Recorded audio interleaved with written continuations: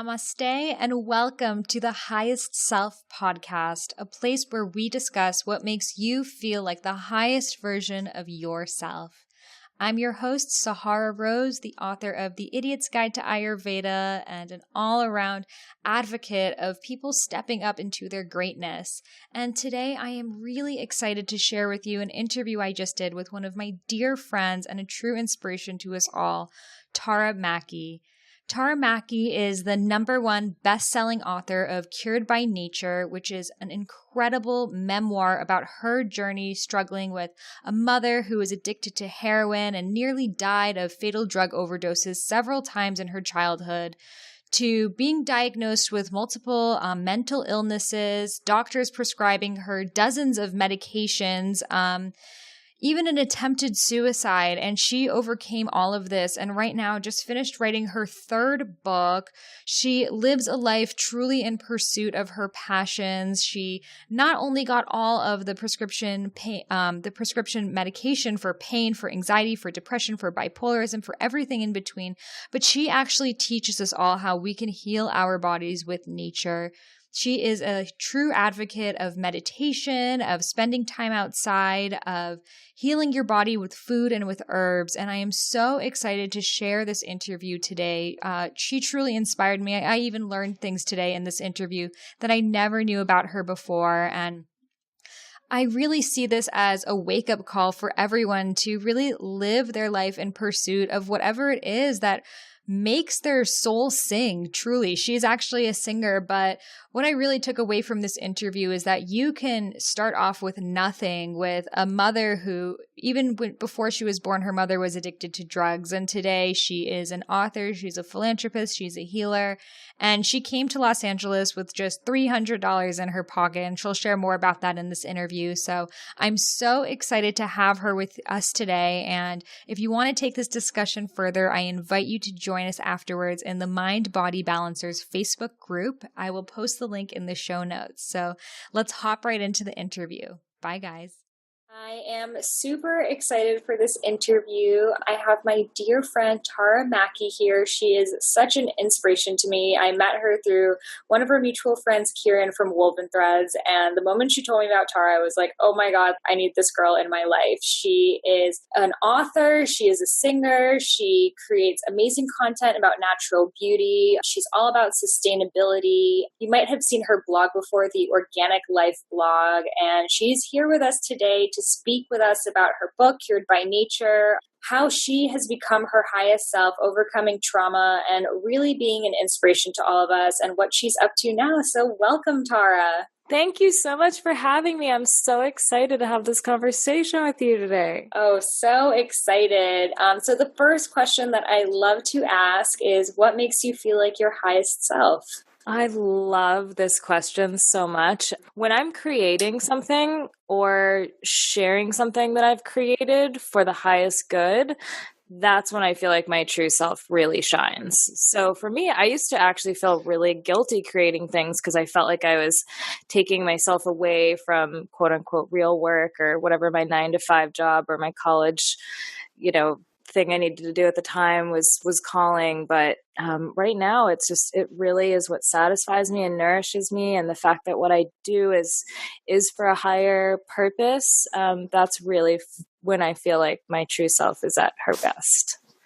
Absolutely. And you've definitely been busy creating. And I think like my favorite work of yours, and I think everyone's so far, is your book and just how potent it is. I was just rereading it like the other day when you accepted my invitation, and just like how you were able to like recall such like traumatic memories in your life and still be able to see like the silver lining of it. So can you tell us a little bit about your book and what it means to be cured by nature? Sure. For me, I feel like although a lot of traumatic things did happen to me, literally starting from before I was even born, my mom doing drugs while she was pregnant with me and things like that, until now, I really feel like without seeing the silver lining in situations like that, they don't serve a purpose. Like they, clearly they shape you into who you are and they serve a purpose for your personality and who you become. But until you turn that into something good, it's still something bad or something traumatic or whatever you want to call it. So the subtitle of the book is How to Heal from the Inside Out. Find happiness and discover your true self. And I think that is really what being cured by nature is. I think a lot of it is in the subtitle, is just for me figuring out the first part, how to heal from the inside out, was one of the biggest steps and continues to be like basically my life's work at this point, because so many people are told that it's not possible, or they don't know what it means, or they don't feel like they have control. And we grow up with these limited beliefs that end up controlling us. I break them down in the book in the first chapter, actually, just how many things held me back in my life and allowed me to continue living this traumatic story instead of turning it into something good. So I think, being cured by nature is all about healing from the inside out, finding our own happiness and finding out who our true selves are. Absolutely. And I think it's super inspirational for everyone listening that you also did not grow up in this like spiritual community where everyone's like drinking green juice and like going to yoga on the weekends. Like far from it. Far from it. We didn't even go on vacation. I mean, my mom raised me as a single parent. She was addicted to drugs when I was born, and then also became addicted to heroin, alcohol, cigarettes, had a lot of vices by the time I was very young. So my grandparents got custody of me when I was 7, and they didn't particularly have any means to be raising another child. So I've done everything on my own. I grew up very Catholic, but very spiritual, and I never thought about healing myself, or that was possible, or that, you're taught that God controls things, or that, a scientist controls things, or a priest controls things, or a doctor controls your health. And a doctor doesn't control your health. You control your health. The book, I definitely take the time out to make that very clear, that I went through a very, very long period in my life giving up my power to everything I possibly could, to other people, to circumstances, to drugs, to doctors, to everything. And it really wasn't until I learned about healing from the inside that anything ever started to change. And what was that like for you when you learned that you could heal yourself? Was it a book that inspired you? Like, was it just kind of this aha moment, like this conversation with God? Like, what was that like? It was a little bit of everything. It was my suicide attempt, actually, that was like the moment where I was, I feel nothing. Like, this is supposed to help me. This is supposed to do something. This is supposed to make me feel a certain way. And like, I don't feel any different at all. And that was really my moment of clarity of like, okay, I don't want my life to be over. I want my life to be the best it can possibly be. And like, killing myself is not the way to do that. But I was on 14 different drugs at that time. So I can see how when you're swimming in medication and nothing's working, and everyone else around you is just watching you get worse and worse, how it can seem like, damn, like what is supposed to make me feel better? So when it occurred to me that I had to do the work, and then when I really started doing the work, like there's 3 steps really. It's the aha moment, it's doing the work, and then it's continuing to do it so that you actually see results. When I got to that point where I started to see results, I was like blown away. I was blown away. I'm still blown away. That's why I'm so passionate about it. The fact that I can still learn about things that can still help me and propel my life forward. I don't know everything. I don't purport to know everything, but I've definitely taken huge steps forward being on a drug like fentanyl, a class A narcotic, 50 to 100 times more powerful than morphine, going from that to taking a few drops of skullcap as a tincture in my tea every day, which I could buy at Whole Foods for $11 and has absolutely no side effects at all, is like mind-blowing to me. And that's why I'm so passionate about educating people about this, because we're not given these as choices by our doctors and even by our naturopaths. And there's really no school of education on all of these things. That's why what you do is so powerful, because people need to know that there are alternatives to things that really can be very harmful. Absolutely. And I think the fact that you put that out there is super bold and brave, because a lot of people are afraid of kind of criticizing the medical industry. And we're just so used to, like we hold doctors at this pedestal, and yes, they've gone through a lot of schooling, but do they really know about herbs and all of these things. Not really. They're not taught that. So I think it's really powerful of you to be able to say like, yes, I was on your drugs and they didn't work for me. I was on them for 11 years too. Like, I get that some people take them for a few weeks or a few years, but it's like I was on them long enough to know that they don't work. And that's just say they don't work for me. I don't try to tell other people what to do or what not to do, but I also want people to know that if you're given an option, one of them has side effects and the side effects are death, and the other one doesn't have side effects. And, you know, studies have shown that they both do the same thing, and one actually works better. It's PS the natural one they derive the drug from. Like, which one, you know, are you going to take? If somebody had given me those two choices when I first went on drugs when I was 13 years old, I think I know which one I would have chosen, but nobody gave me those options. So that's why I think it's, you know, I'm not saying all drugs are bad, but doctors are human. Like, they're not, you know, they're not divine, they're not God, they're not spiritual beings, even most of them. You know, a lot of them are atheists and, you know, don't want to believe in internal healing and mind-body connection, things like that. And I was in the medical field.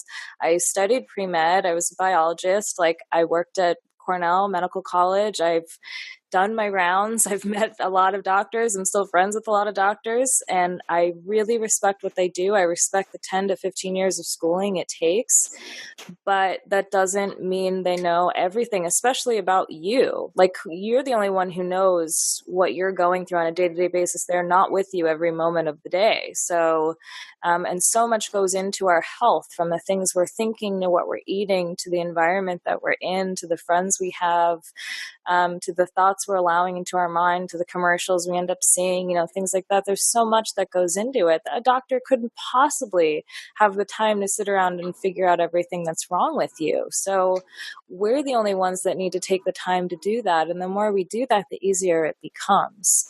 So that's why I'm really passionate about, you know, teaching people about self-education. Yeah, you go to a doctor when you need to go to a doctor, which for me was when I was on drugs, it was every 3 weeks I was going there first because I needed to, because my kidneys were failing, because my liver wasn't working, because, you know, I was having all these side effects from these drugs. But I go once a year now for a checkup, and you know, she says, "You're good to go. I don't know why you're in my office."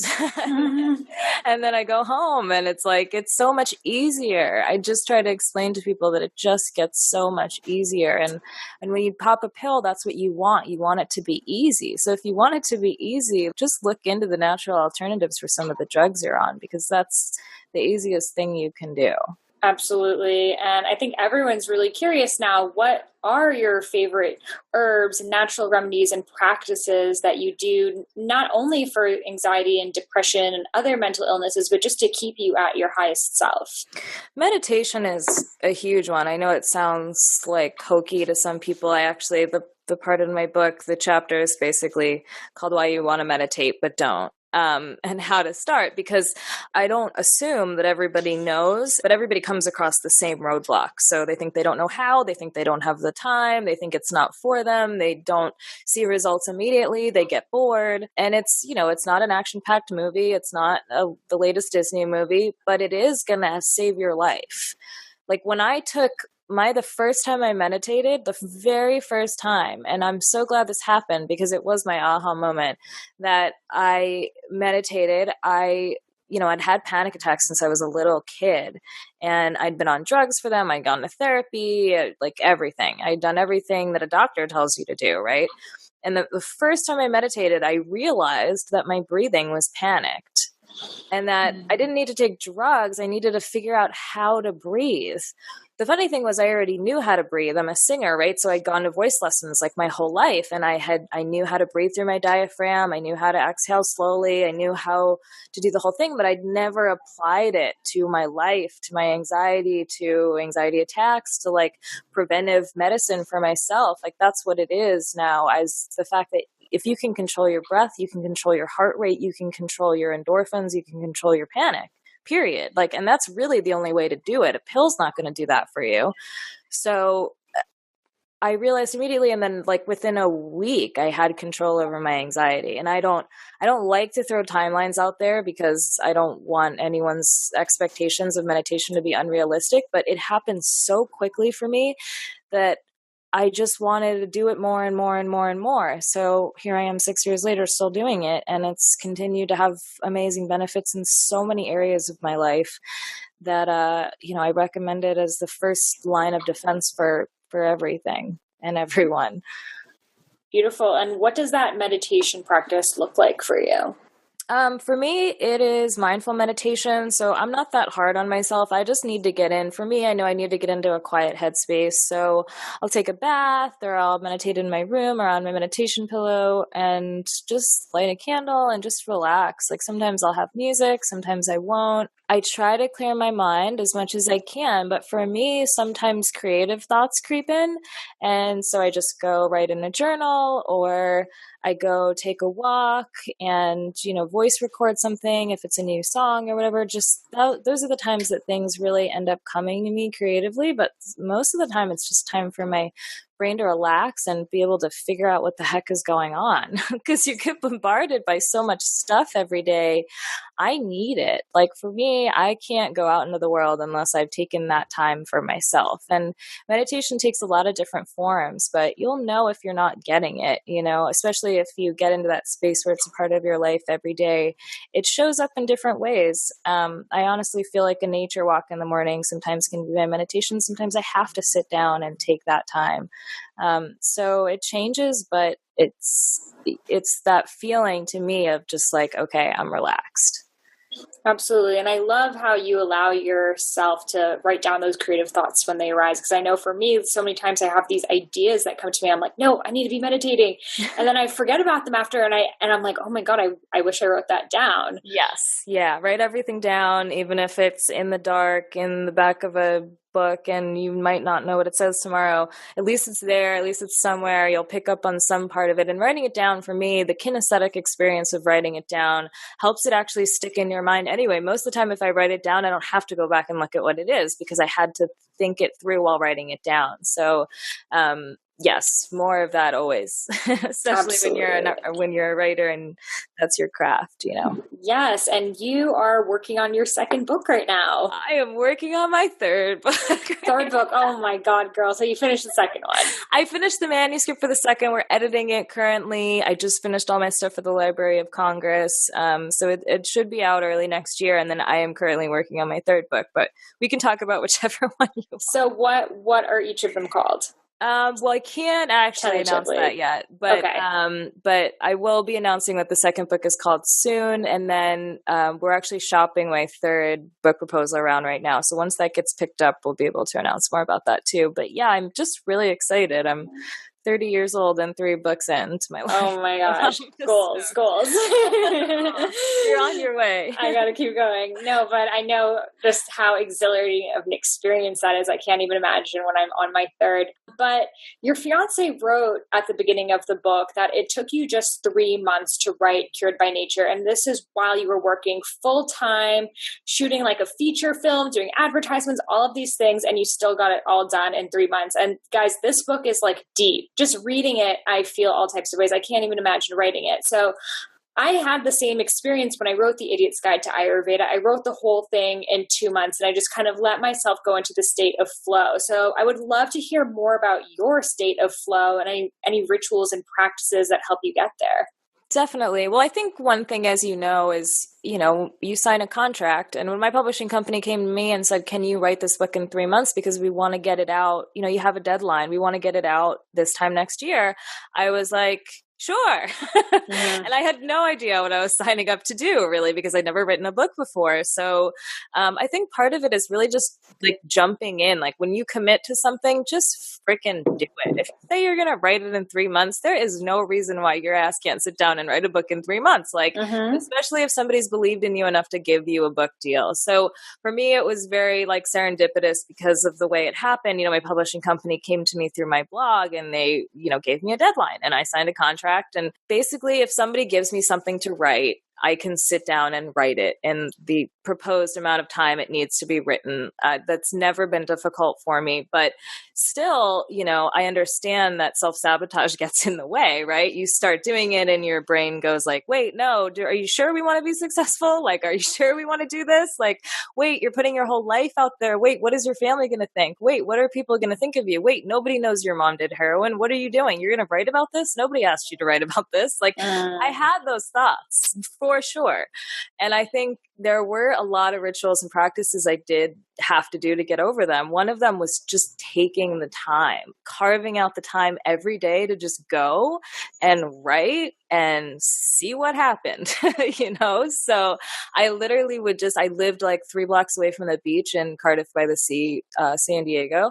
And I would just wake up at 8 o'clock in the morning and take my laptop. I would have charged it the night before, take my laptop down to the beach, get some breakfast at Pipes, and write at Swami's Beach, which is where Autobiography of a Yogi was written, which was one of the books that had actually led me to California. So for me, it was all like, just freaking get excited, girl. Like, clearly life has led you here for a reason. So you have to do it. So I just took the time every day and did it. But hiking, nature walks, being present, those are the things that really got me over things like writing about my dad dying and writing the hard stuff in there. There's a lot of, like you said, it's not fluff. So there were definitely days where I came home crying and was like, am I really going to do this for really no guarantee of any reward? I've never done this before. Nobody knows who I am. There's no guarantee anyone's going to buy this thing. But I think getting excited about the creation process instead of seeing it as work or seeing it as a chore or seeing it as an obstacle, when you're guided, things really flow. And that's when the real work can begin. So I understand the process of writing a book now way more than I did before. And so I know, what goes into it. And that whole thing for me was just such a learning process. Writing the book in and of itself was an incredible life lesson. So I still think of it as that. And I kind of knew it was going to be when I was going through it. So that's how I wrote a book in 3 months. I don't know. Absolutely. Sometimes these deadlines are the biggest blessings we can have. Exactly. Well, that is so wonderful. And a lot of us, we feel our own doubts and these fears and insecurities that you mentioned of like, who am I to write a book? Who am I to share my voice? And no one asked me for my opinion. And it all comes back to this lack of self-love. So what advice do you have for people who kind of like feel in that stuck place? I think people need to remember that, we all have a story to tell. We all have something extremely unique about us, and none of us, regardless of diagnosis or whatever you're going through, are broken. For me, I felt for such a long time that I was like broken and that something needed to be fixed. And that's why I had to take all these drugs. And that's why I had all these labels and these diagnoses. But you're enough and you have all the tools you need already. You just need a way to access them. So for me, when I was going through it, like there was no cured by nature out there, but knowing now that this book has touched people's lives and changed people's lives, like that's why I understand now why I went through what I did, why I went out of my way to write it, why I wrote about things that were hard to write, because they make other people's lives easier. And that's why books like this and works like this exist, to give people the tools they need to overcome the things they need to overcome. So I feel like paying it forward, and you're doing the same thing with your book, which is amazing. And it really is the best feeling ever when somebody writes you an email and says, I didn't know what I was going to do with my life yesterday, and I know what I'm going to do with my life today, because I feel like I have tools today that I didn't have yesterday after reading something that you wrote. Paying it forward is the best way to create balance in yourself and in the universe. Absolutely. I could not agree more. And it's exactly those emails and those DMs that people don't realize it literally means the world to us, because that's our fuel. That's what keeps us going. And, being a blogger and putting yourself out there, it's like a lot of giving out and you don't see coming in that much. So just the little comments, really, this is like our payment. Like, thank you guys. It is. Yeah, thank you. And thank you. It's so crazy. The people that I find even are reading it, I'm like, oh, damn, you're reading it? Cool. Yeah. sweet. And the people that come up to my book signings and stuff, people I would never imagine who, but you don't see trauma on people's faces. That's why when people say be kind to everybody you meet, it's almost twofold, because there's no way to tell by looking at somebody what they've been through. There really isn't. I've had people come up to me at my book signings and say, thank you for sharing about your mother being a heroin addict. My parents were also heroin addicts, and I never told anybody, because it's not something you share. Like, I never told anybody before I published this book. There were like Wow. 4 people in my life besides my immediate family who knew that situation had occurred. So but I honestly feel like, and even my mother, who's like the biggest champion of my book, regardless of the fact that I spill all her deepest and darkest secrets from the 80s and 90s in this work, she's like, if what you wrote about what I did, mistakes I've made, even helps one person, like, it's worth it. And she knows it's helped thousands of people. So she's stoked. And if you can do that, if you can help people realize that their mistakes are other people's, like, successes, really, in the end, they can't be that mad at you. Wow, yeah, and I can only imagine having your mom read that book, and part of you is, yes, that happened to me, and another part of you like feels like responsible for how your mother feels. I know every time I like say something about my parents, I'm like, oh God, I feel kind of bad, but it's also my truth. So it's a sticky situation. Yeah, and I always tell her too. I'm like, hey, you had choices. You know what I mean? You had choices. I'm gonna not make the same choices you made. That's all I'm gonna say about that. And she gets it, and I think, there's a part of it as parents too. You have to realize everything you do impacts your kids, and they might write a book someday. So yeah, be careful. Absolutely. So what advice do you have for people out there who have anxiety, depression? You were also diagnosed with bipolarism, I remember reading. And what advice do you have for people like that who might be on prescription medication and they might not want to be in the future? Pick up my book. That's my first one. I mean, no, seriously, because when my publishing company came to me to write Cured by Nature, they said to me on the phone the first time we were talking about it and the concept and everything, they said, if you can go out of your comfort zone and actually write about your journey, that would help so many people, because there is no book out there like that. And I was like, what do you mean? And they said, nobody has ever written a book about coming off their pharmaceutical drugs. Like, doctors have written books about what happens when their patients have, and working with other people and stuff, but nobody who's actually done it, especially somebody who is on drugs for a significant amount of time, has written like a memoir style book about it. And also, that provided alternatives to the drugs they used to take, which are some of the most common drugs that people in this country are on. So that was when I really realized that it needed to be written. So I think that this is probably your best intro to seeing what somebody else, and I've been on every kind of drug you can name for like everything. So anxiety, depression, pain, fibromyalgia, I mean, like birth control, everything. I've been on everything. So I think this is a good first step because it provides alternatives as well. And then basically every book that's recommended under my book on Amazon also touches on the same topics. So just kind of doing your own research, they even show in scientific studies that not self-diagnosis, but self-healing has the most long-term effects. So when you go and kind of do your own research, I recommend when you're doing research to type in the benefits of things, because otherwise you're going to find all kind of scary internet stuff that pops up. And also, look for books that are on the subject. Don't just like read internet articles, because you know why. So that's probably my best advice. And just, remember that you have these tools in you. They're already in you. I know it feels like we're powerless to our emotions or our past, or somebody or something else, or a job or a place we live, but we have the capacity to change all of those things. And once we change ourselves, those things change. We don't have to change anything else. So once you start working on yourself, the things around you will start to reflect what you want them to look like. Absolutely. That's so beautiful. I'm definitely going to make a little tweetable with that. And I know St. Johns Wort is a really big one for depression. Is that something that you still take? Do you recommend taking it while combating the depression, or is it sort of a maintenance thing as well? So I don't recommend St. John's Wort until you've come off your medication, because St. John's Wort has the capacity. What it does is it actually amplifies everything that's like going on in your body. So that's why they tell you not to take it with your medication, because what it does is it actually will amplify your medication the same way it's amplifying everything else in your body. So I get why they say that. But I do think St. John's Wort, if you're not on medication and you're trying to help with depression, is a really great place to start. I recommend for people who are on medication to start with GABA, a very low amount of GABA every day, vitamin D, and really that's a great place to start. CoQ10, 5-HTP.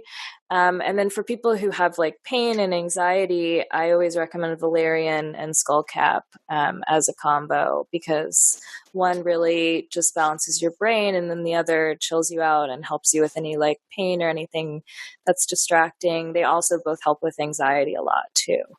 Perfect. Do you ever drink Kava? I know in San Diego there's a lot of Kava bars that have popped up. I love Kava. I actually have it as a tincture. I don't have it as a tea as a lot of people are drinking it now. It's really funny you asked me that. When I first moved to San Diego, the guy at the when I was working on my book, the guy at the grocery store was like starting his own Kava company. He would like hand me these samples all the time. And I was like, oh, cool. Because it seemed like it was like popping up as something people were learning about and realizing could really help with stresses and anxiety. So I was like, oh, sweet. It's getting kind of mainstream. Nice. Yeah, I went to there were probably 3 places that I know of in San Diego that are like, one's like a lounge and it has all these board games, and the bar just serves different types of Kava. That's amazing. We should go together. Yeah, absolutely. It's right next to this like Kundalini Vinyasa studio. I'm like, that sounds like the perfect Friday night. Yes, exactly. Okay, well, chill. Exactly. The new Netflix. Yeah. Well, so amazing. And I'm just so honored to have you here sharing this with everyone listening. And if you guys don't follow her on social media, follow her. Her Instagram's Tara Mackey, Mackey. I will also post a link in the show links. And just watching your story is super inspirational for me, because you really created a life that is so authentic to you, like watching you with your dogs every day on the beach, and like writing your book outside, like in nature. Like I would never be able to do that just because like the sun, and it's like sometimes you have like fantasies about doing things on the beach and then you're like, oh, the sand, this, that. Yeah, but exactly. I love that you're doing it, and it's like really inspirational for me. And to know that like you come from New York, I also come from the East Coast. You weren't a California girl growing up. You have created this life for yourself, and you've taken free will and ownership. And I really respect that about you. Thank you, girl. You too. Yeah, I'd like to remind people that I moved out here with $300 in my pocket and 1 month's worth of plans. So you can do it, whatever you want to do. Amazing. Well, I'm so happy to have you here. So tell us, so she's hosting a retreat in Tahiti at the end of August 24th to 31st, which I'm going to try to make it to. It sounds amazing. So can you tell us a little bit about the retreat? Absolutely. It's held in the paradise island of Huahine, which I just came back from. So if you want to check out some photos, they're breathtaking. You can check them out on my Instagram. And I mean, it's the island equivalent of the Garden of Eden. They even say that on the Tahitian islands, it has the least amount of population, and they have no like tourism right now. We're really trying to build their tourism. So also all the money we're raising on the retreat goes back to the island, because these people they live their whole lives there. They're very hardworking. They're very nice. They're like honestly, they're just the most genuinely nicest, funniest people. They all have really amazing senses of humor, but they all live on this island and they're trying to make it work. So I really was very inspired to give back to what the people of Huahine are doing. And we will be treated like queens on our retreat. I just was there for 5 days, and between the VIP boat tour around the island that's included, mindful meditations, we'll be doing body connection workshops, we'll be visiting the local medicine people and learning how they heal themselves, because there's not a hospital on the island. There's a barbecue lunch on a private island. I mean, it just goes on, and it's about a quarter of the price it would be if you tried to make it happen on your own. So we're keeping the price really low, and I just want to include as many people as possible, because it's such a special place and special experience, and I want as many people to have that as they can. Like I came back I swear, just completely renewed and like a completely different person in all the best ways. I was definitely reminded of what I'm truly here for and how beautiful this planet really is. So if that's what you're looking for, this retreat is for you. Absolutely. Well, count me in. Oh, that just definitely sealed the deal. That sounds incredible. And just spending more time and learning from you in such a beautiful setting sounds like a dream come true. Aw, thanks. I hope to see you there, girl. Yes. Well, thank you again for making the time, guys. I will post her Instagram, her website, and the show links. And we are so honored to have you here. And thank you for radiating at your highest self. Thank you so much for having me. I'll speak soon. Bye. Bye.